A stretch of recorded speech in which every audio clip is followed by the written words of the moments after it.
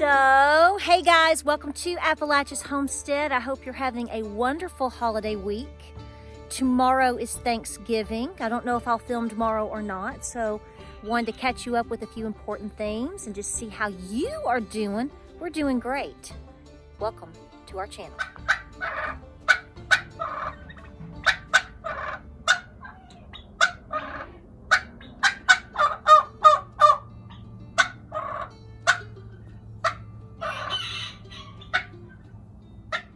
So I know you ladies out there just worn out already.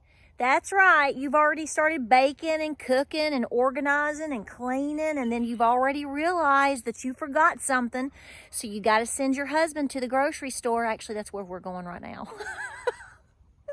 I forgot coconut. How in the world do I not have a bag of coconut? How am I going to finish that beautiful ambrosia salad, honey? We got to go get the coconuts. So I thought I would catch you up. I went and did an Aldi haul. It's not a huge one. It's the video prior to this one. And we got some goodies. And thank you so much for all the views. And thank you so much for the support here on the channel. We are feeling really, really good. I'm getting a lot of you that message and just have been so wonderful. Because, you know, we were a little under the weather there for a while. We've actually been out of quarantine. I hate using that word, but anyway, for over 10 days. But I just was a little tired. You know, when you get sick, it doesn't matter what you're sick with, or if you have surgery or things go down, it's like the house goes to, you know, where in a handbasket, and you got to catch up washing all your drawers and your socks. And then, you know, we had to catch up with schoolwork, and James went back to work, and the boys are all fully back in school, and we're doing great. So I just want to let you know we're doing really, really good. We appreciate your support. If you have any questions, let me know. I'll try my best to answer them. Guys, just stay really diligent with your health. You know, take your supplements, take the things that a lot of folks are telling you to do. A lot of good comments have been coming through the channel. C, D, zinc, I call it quercetin. Apparently other people call it other things, but you know what I'm talking about. Whatever it's called. And you know, if you're feeling really, really bad, folks, be diligent. Don't wait. So anyway, so here we are right before Thanksgiving, and I'm cooking up a storm and trying to get ready for that. And I'm out this week looking for a Christmas tree on my property. Let's talk about that.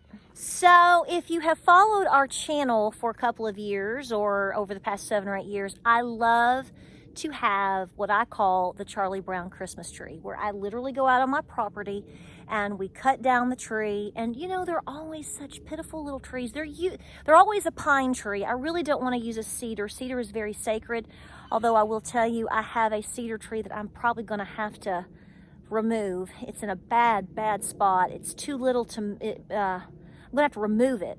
So I'm going to let it grow another year, and I may use it for a Christmas tree and, you know, make it special. But I usually go for pine trees. And yes, they're flimsy. And yes, they're little. And yes, you just look at it and go, what in the world? Folks, they make the most wonderful Christmas trees. So after I do my morning chores, get the house going, get everybody set and rocking and rolling, I come up and do the barn, I milk the cow, do whatever. And I'm trying to continue to walk. Keep the lungs clear, keep the body moving, you know. I'm not in a 5K mode right now, but I'm keeping everything rocking and rolling. So long story short, I thought, well, I'm going to venture out and see if I can explore and find some potentials for my Charlie Brown Christmas tree that I hope to get, you know, in the next couple of days and put it up, because I missed having one last year. I love them so much. Lo and behold, I'm out walking, and so I'm going from one side of the property to another. So that means we are surrounded by woods, literally surrounded. So my property is clear, obviously in the center. So that's where we have the home, the gardens, the barn, and our main fields. And it's pretty much all fenced in. You've seen this. So I'm walking from one end to another, and I'm walking along the fence line. So I hope you know. So this wasn't a scenario of, does a bear poop in the woods? I mean, technically, yeah, but at the same time, this is in one of my open pastures up against my fence line. And I'm walking, and I look down and I went, my first instinct, I will tell you, was, holy crap, which my last video before I told you we were full of crap. Everything's about, oh no.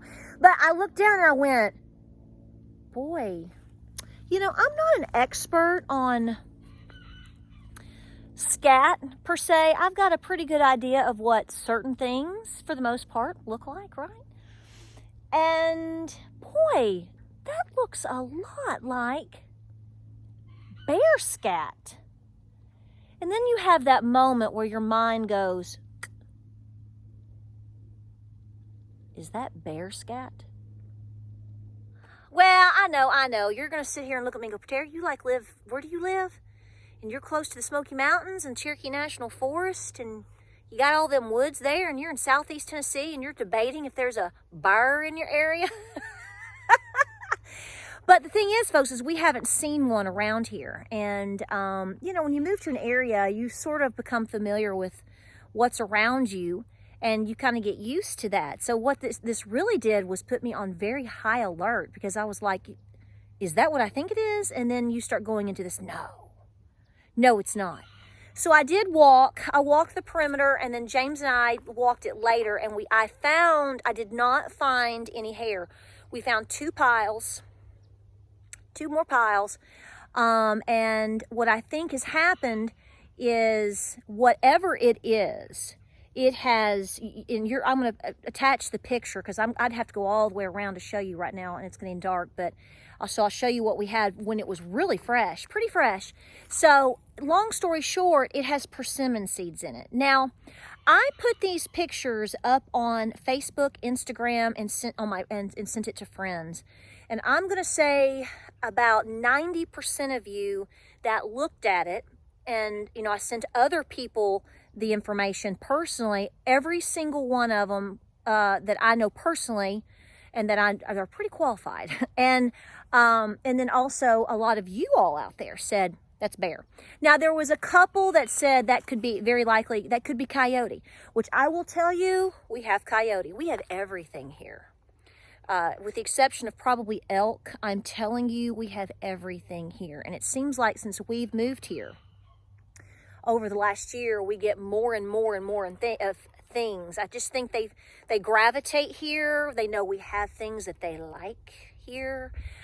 From the deer to the screech owls. We have a screech owl. That's the biggest thing I've ever seen. Huge. He attacked one of my roosters.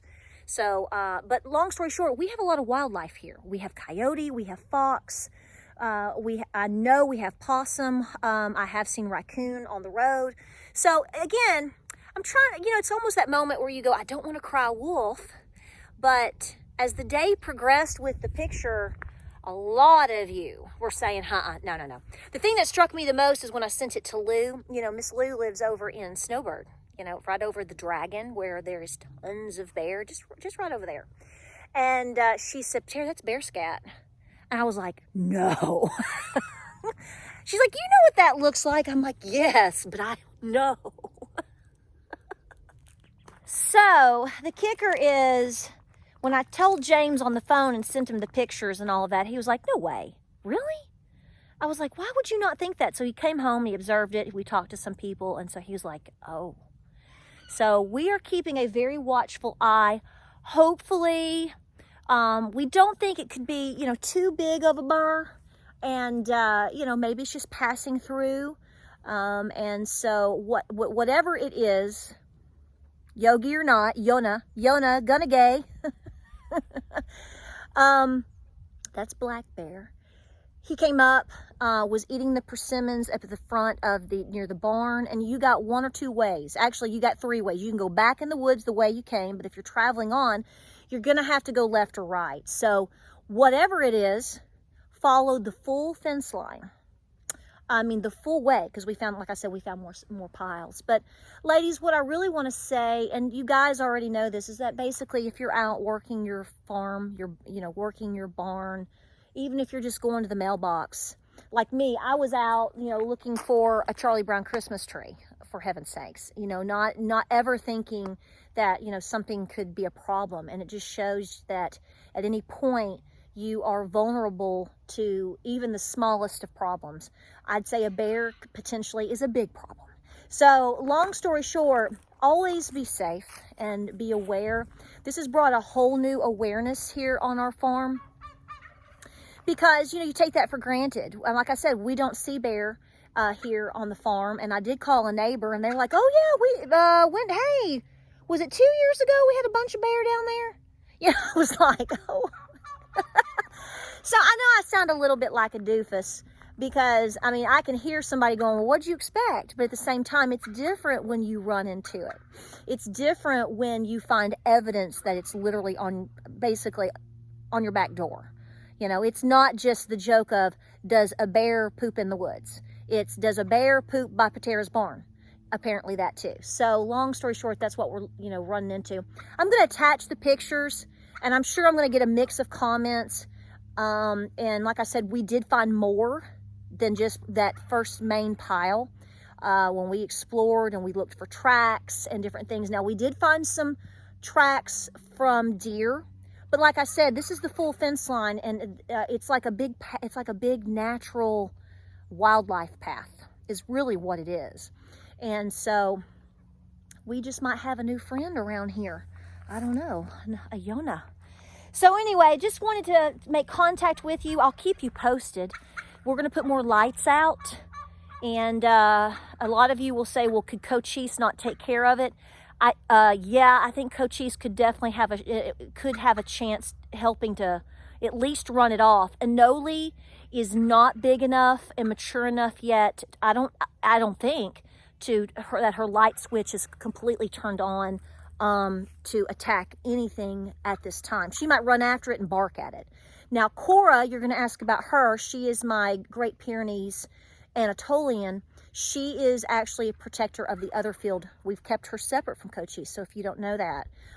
They didn't work well together when we first got her, so I've kept them separate to protect her from Cochise. Now if we had brought her in, you know, like we did Enole, it would probably do great. But see, now she's established and she runs the show on the other side, and nobody's telling that girl what to do. So it's kind of nice. So I've got a tag team up here and her down there, but it was on the outside of his perimeter. I have been very fortunate with Cochise and with Cora. They have never gotten out of their perimeter.